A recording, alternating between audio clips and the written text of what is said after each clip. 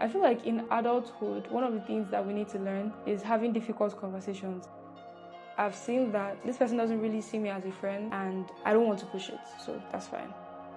That has also made me question if I want to continue seeing this person as a friend. And then asking, why is the friendship not being reciprocated? Do you want to have a conversation around it? Because as much as we would say that it's okay, over time we might realize that it might actually hurt. Having uncomfortable conversations, it does require some level of vulnerability. Every form of relationship requires a level of commitment.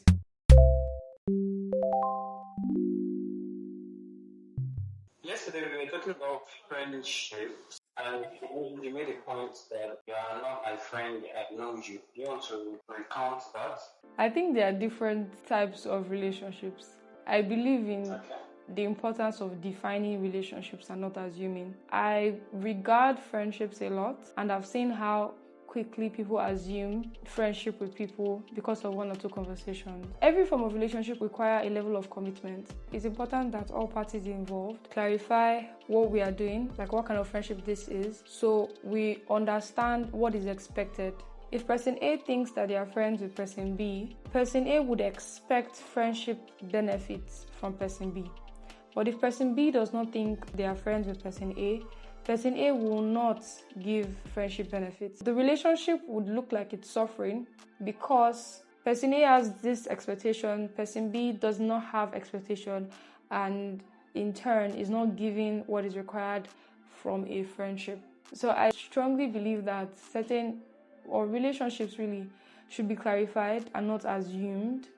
Don't just assume that because you've called this person once or twice that you're friends. What makes a friend?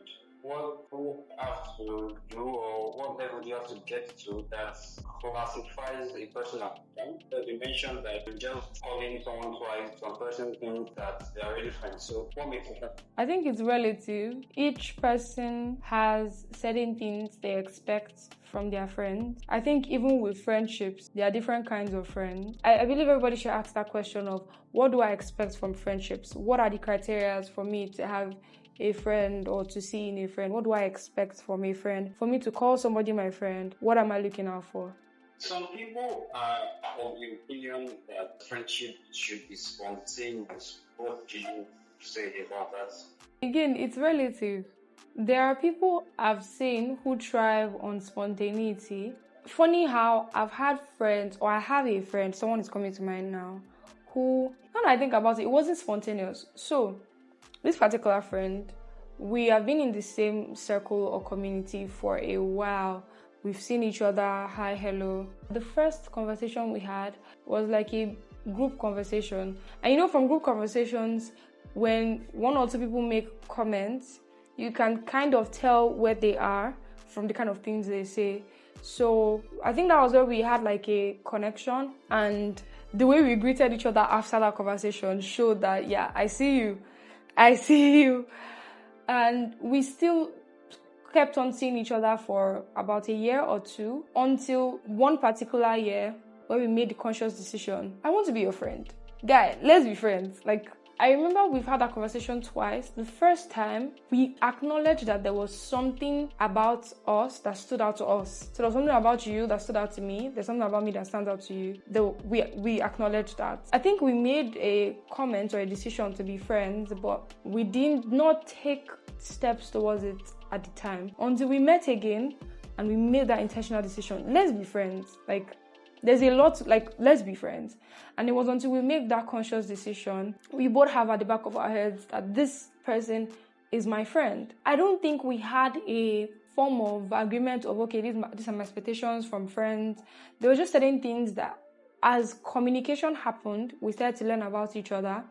We started to observe, what do I do that stands out to this person? What does this person do that stands out to me? And getting to understand our personalities over time. We did not really have the conversation of, oh, these are my days, this are my that, this is how I want to be spoken. It just happened over time. As we started communicating, we started to learn about each other, we started to understand each other better, and the friendship has been thriving. But we made the conscious decision. Yes, there was the spontaneity that came along with it, with the initial spark, but we made that intentional decision to be friends. Do you think it is possible for A to be B's friend, but B is not A's friend? I think it is possible because it happens. There's one person that's coming to my mind that I talk to like a friend, but that person doesn't see me as a friend. So I can tell in the kind of conversations we have. When we have conversations, I say certain things about myself. This person helps me, but I don't know much about this person, even though I've asked.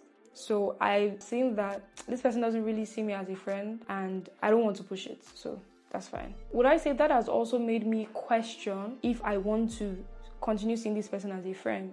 Because I'm a kind of person that I don't just want to receive without giving back. So if I'm receiving friendship from you, I would like to reciprocate. I would like to serve you as well. It depends on how well you can take it, if you want to continue being in that kind of relationship. And then asking, why is the friendship not being reciprocated? Is there a reason? Do you want to have a conversation around it? Do you want to push it? Because as much as we would say that it's okay, over time we might realize that it might actually hurt if you are the one being friends with this person, trying to be friends with this person, constantly reaching out, and it's not being reciprocated. But again, before jumping into conclusion, have the conversation. I feel like in adulthood, one of the things that we need to learn is having difficult conversations, having uncomfortable conversations, and it does require some level of vulnerability. I've had people reach out to me, be like, I want us to be friends, let's be friends. And it's not everybody that it works with. But there are certain people. There's one person that happened with recently. I think when I met her for the first time, I kind of liked her, but I didn't really think much of it. When she asked, not necessarily asked, she's like, I want to be friends with you. I really don't care if you want to be my friend, but I want to be friends with you. And because we've had conversations, I enjoyed conversations, I feel like our values aligned, certain things. From conversations, we aligned in a couple of things, and I was open to it. And we are friends. It didn't happen all of a sudden, but gradually. You feel like if A sees B as a friend, or B does not take B as a friend, it's not necessary for B, who does not take A as a friend, to let A know? I think it is, especially when B notices that A takes them as a friend, and B knows that I don't see you as a friend. I think it's important to have that conversation. It clarifies expectations. It helps A understand the dynamic of the relationship. Some people will call it closure. If you don't want to, if you feel like you're not there yet, someone won't see them as a friend yet, are there other categories that you can push that person? Colleague, classmate, acquaintance. That word acquaintance has this... It seems offensive to some people. Yes. It's English. Do you think people assume friendship because, like, why do they assume that person should see me as a friend? It most times happens when they start to see the person as a friend. So because they want to be friends with this person, their brain automatically just creates that relationship. Would I say it's similar to when a lady crushes on a guy and she's crushing? In that emotion, she's already seeing a relationship. Some even go as far as giving birth. She has already given birth for this guy in her head. She has gone through all the emotions. She has run through her entire lifespan with this man that does not even know her name. So because we have that desire or that expectation, we already form a relationship with this person. Is it healthy for that lady to go on infatuating about this guy without the relationship being valid? It's not. It's not healthy to be in that place where you desire something from somebody, but you can't come. If you want something, ask. What's the worst that's going to happen? No. And you move on with your life.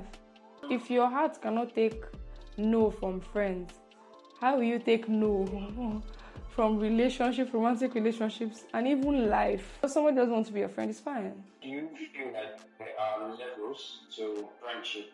Yes. As humans, we do not see everybody around us the same way. Different people mean different things to us, even friends. There are certain levels of vulnerability you can have with certain friends that you can't have with other friends. There are certain times when you need something that you can reach out to some friends, but you can't reach out to some other friends. Most times it happens as a reason of understanding who this person is. You can kind of tell what their response will be. For example, there are certain friends I have that if I need would I say motivation or accountability to keep me going, I will not reach out to them, because our ambition and drive is on different levels. What seems like a baseline for me can seem like 10 steps up the ladder for them. So if I'm complaining about this baseline, they are looking at me like I've made it in life. And there are certain friends that when I have questions about maybe spirituals or certain topics, I would reach out to some friends over the other. Different friends have different strengths. We are not all on the same level of strength, capacity, growth, experience, exposure, and the likes. Everybody won't mean the same thing to you. People will mean different things to you.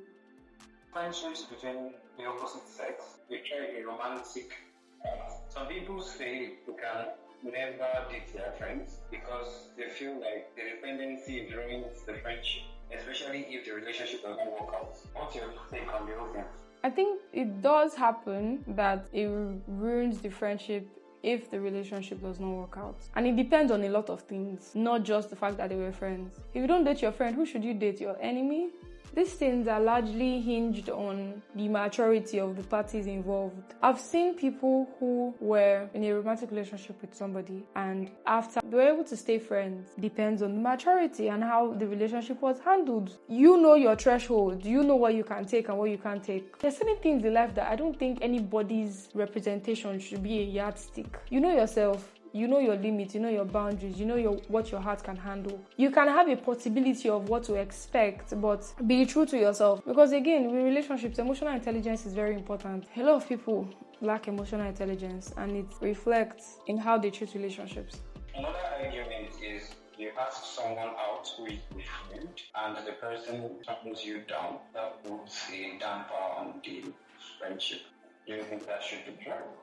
I don't think that should be true. I think ladies need to know how to say no to somebody without breaking them. I've come to understand courage it takes to be vulnerable enough to confess your feelings to somebody or ask somebody out. So when I say, because a lot of people don't have that courage and they try to cut corners to get to the point. So when I see that courage, I admire it and I try not to shut it down. Because if you don't see yourself with that person, it doesn't make them less of a person and it doesn't mean someone else is not deserving of that person or they will not be a gift to someone else. If they're not a gift to you, that's your personal preference. They're a gift to someone else. On that journey to finding the person they would eventually be with for the rest of their life, you don't want to be the person that breaks them. You don't want to be the person that diminishes their self-esteem. Say no. Which one is, you get mind, self, ask me out though.